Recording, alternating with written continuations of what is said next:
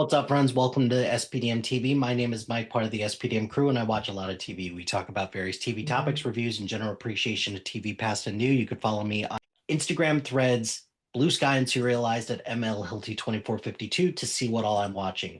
This week, I'm checking in on shows such as Invincible. I'm checking in on shows like Jury Duty Presents Corporate Retreat, which I know that show is over, but I'm a little behind on it, and checking in with the Pitt as well. Let me see something really quick. I've done Paradise season two. Let's see. Okay, so let's first talk about a show that I have not talked about yet, which is Invincible. Invincible has been playing for a couple weeks now for their fourth season. The fourth season pretty much has been centered on the events of season three, where Conquest came back to mess up Mark and Adam Eve, and they defeat him allegedly, and then now the world is continues to be in peril. So we've got a couple instances or a couple things that have happened this season that have been rather interesting to see. The first one in the first episode is that Mark has been killing people lately, mainly because he thinks he doesn't have a choice, but doesn't change the fact that Mark has started to become a little bit more violent, and that causes him to question whether or not he is actually cut out for this hero work. So I think that has been an interesting addition to this, and I think it's something that I've been very curious about to see how they're going to handle that. But in addition to that, they have kind of brought Nolan back into the mix, and they have kind of finally given us a little bit more of like a trajectory of where they're going to go with the Viltrumites moving forward. That they tell this backstory about how a virus wiped out a good amount of the Viltrumite Empire, caused by like a former leader, so that they can atone for their crimes moving forward. So you have that, and then you have Alan, who is helping or who's trying to figure out how they can destroy the Viltrumites moving forward. And him and Nolan, the buddy buddy situation that they have, I love it. I love it so much. Then you also have Eve, who her powers are on the fritz and she doesn't know why. And it turns out that she's pregnant. Very curious to see where this is going to pan out, because on one end, Eve is not ready to be a parent. She has talked about this and she's very much concerned about what this means moving forward. The other thing as well is that at what point is could they potentially release the virus and they or try to wipe out the Viltrumites, and they got this baby here who's part Viltrumite, and are they going to continue, or is this something that they're going to continue to for it to be a thing? I don't know. So very curious to see how that's going to pan out as well. In addition, we've got a fourth episode that where they go to hell, and they had Bruce Campbell guest as Satan, and then the return of Damien, voiced by Clancy Brown. I thought I loved this episode. This episode was amazing because it was a nice change of pace, and it kind of just goes to show that, like, hey, the inherent like good and evil questions that we have sometimes are not that black and white. Sometimes that there's a lot more nuance to it. So I liked this episode, but the episode after that, I loved it because what Nolan comes back to Earth at the end of the fourth episode of this season, and he tells Mark that we need you. We need you to fight in this war against the Viltrumites moving forward. So this is a tale of two halves of an episode. And the first half is you've got Mark and Nolan talking about the devastating effect that Nolan has had on the family and the world as a whole, and the effects of the betrayal of everything that happens. You get this long-awaited reunion between Nolan and Debbie about how angry she is at Nolan for everything that's happened to them.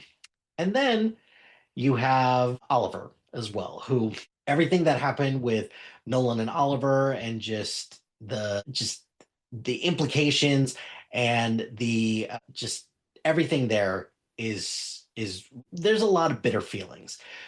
So that's the first half of the season. The second half of the season is Mark and Oliver going with Nolan, Alan, and the rest of their crew to wage war against the Viltrumites. And the Viltrumites find them and destroy their ship. And then Conquest comes back to fight Mark and Nolan and everybody. But Conquest just destroys Mark. And I got to admit, I do not get squeamish very often, but I got very squeamish in this episode. This is a brutal, brutal fight. And the way that they leave it with Mark and his, like, pretty much we're to assume that Conquest has been defeated, right? But Mark, pretty much Mark has been completely gutted and Mark looks horrible at the end of this, but Nolan and Oliver find him in time to hopefully, you know, get him back and bring him up to speed. But we'll see. But I think this episode is just so unbelievably brutal and just really got very squeamish during this episode. And it's probably among one of the better episodes that I've seen in Invincible. Currently on IMDb, it is the number two rated episode with a 9.8 out of 10 out of 30,000 reviews, which I'm not sure it's going to sustain that, but it's still like a really good episode. So I've really enjoyed watching that. The next thing I want to talk about, let's talk about Jury Duty really quick because I rewatched Jury Duty, the first season, where I don't really watch much in the name of reality TV. However, Jury Duty, what this does is it they take one individual, they surround him with with all actors, and they pretty much have like a fake cast of people around so that they can, take pretty much trick this person to or not trick this person, but they pretty much have him be like a mark for them, and they just wait to see how he's going to react to things. And on one end, it's very funny. I really like it because the real world shenanigans that they get into is really great. However, there's also something that I find a little mean spirited about that. I thought James Marsden was great in the first season, and all the other actors played their parts really well. But I really felt for Ronald at the end because that feels like a huge betrayal of, his time and everything like that. And then they're doing it again with for a corporate retreat season with this guy Anthony, who he's a temporary employee and he's at a corporate retreat, and I hope that he has a similar reaction because I'm about three-quarters of the way through the season, so I'm very curious to see how it's going to pan out. But I'm just waiting for one of these seasons to end and the person gets super pissed about the fact that he invested so much time and energy with all these people, and all of it was just fake and for nothing. So maybe this is why I'm not as big on the shows like The Rehearsal or anything like that, like a lot of other people I know. But yeah, at the end of the day, I'm just very curious to see what's going to come about with this. Finally, I want to check in on the Pitt. So the Pitt, we've got two more episodes left to go at time of recording. We've got the 8 o'clock time frame, and then we've got 9 o'clock. And there's a couple of things that I am starting to get a little concerned about. And a lot of it has to do with Dr. Robbie and also Dr. Santos.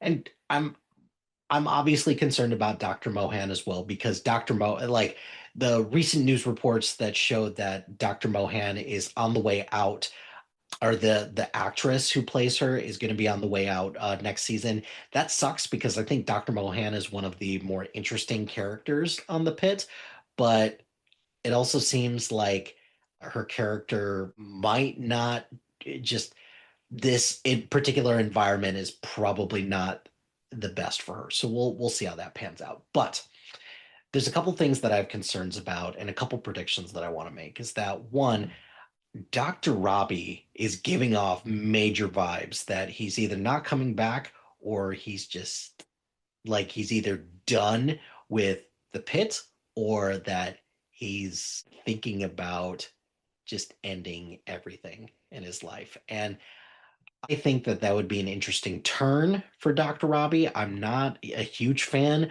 when things like suicide are potentially used as plot devices. But if this could spur like a real life conversation about how somebody is struggling so much and that they need to like step back and get a little bit of help, Dr. Robbie has had a bit of a like messiah complex this season where he thinks that nobody can, nobody can replace him, not even Dr. Alashimi, which bold prediction, I think potentially Baby Jane Doe might belong to her. I'm probably totally wrong on this, but I do think that Dr. Alashimi has been looking at Baby Jane Doe a lot. And I'm thinking that it's either Baby Jane Doe belongs to her, or it's going to trigger something to her where it's just going to remind her about like a pregnancy loss or something like that. But overall, to say that Dr. Robbie is giving off vibes that he's giving off those red sign or those red flags that like we should be concerned about him. But I also think we should be more concerned about Dr. Santos, though they're laying it on kind of subtly that Dr. Santos, uh, she took the scalpel, which I saw that a couple, like an episode or two ago, and they briefly showed that she has cut marks as well. So there is major concern there, but I'm actually way more concerned about her than I am about Dr. Robbie. And I don't think enough attention has been given that Dr. Santos is hurting herself and that there could be a major issue with her and her mental health as well. I think Dr. Langdon is going to relapse. I think that he's struggling a lot right now, and I think the lack of resolution between him and Robbie is going to be the reason why he relapses. And then I think that I feel like this should be a breaking point for Nurse. What's her name? What's her name? What's her name? Dana. That's right. I'm very concerned about Dana as well. And I think that she's somebody who she's really struggling a lot with the effects of what happened last season with the person who assaulted her. So I think that we really should be showing the same amount of concern for Dina that we do for Dr. Robbie. So we'll see how that happens. All of this to say as well is that I really do think that they should shift to the night shift for one season. Like do like a Friday the 13th or do a Halloween at night because I feel like there's more troubles at night, especially on a night like the 4th of July where there's a lot more fireworks at night and there's a lot more drinking and things like that. So we'll see. But all of this to say, I'm enjoying the Pit season 2. It's easily the best show I've seen this year. And I'm just looking forward to continuing that moving forward. So that's just a quick recap of some of the shows that I've been watching. I gave up on DTF St. Louis. I just, you know what, just not for me. I'm 2 episodes into Rooster, not enough of time frame to give a real opinion about it, but I'm like it's Bill Lawrence, so I'm going to continue to watch it and go from there. And then still watching Shrinking, still watching Scrubs. Shrinking ends pretty soon, and I'm starting to get very concerned that we've gone the same route with Jimmy the last couple of seasons, where he spirals out of control, and now he's got to mess up everything that he's broke, or he's got to fix everything that he's broken.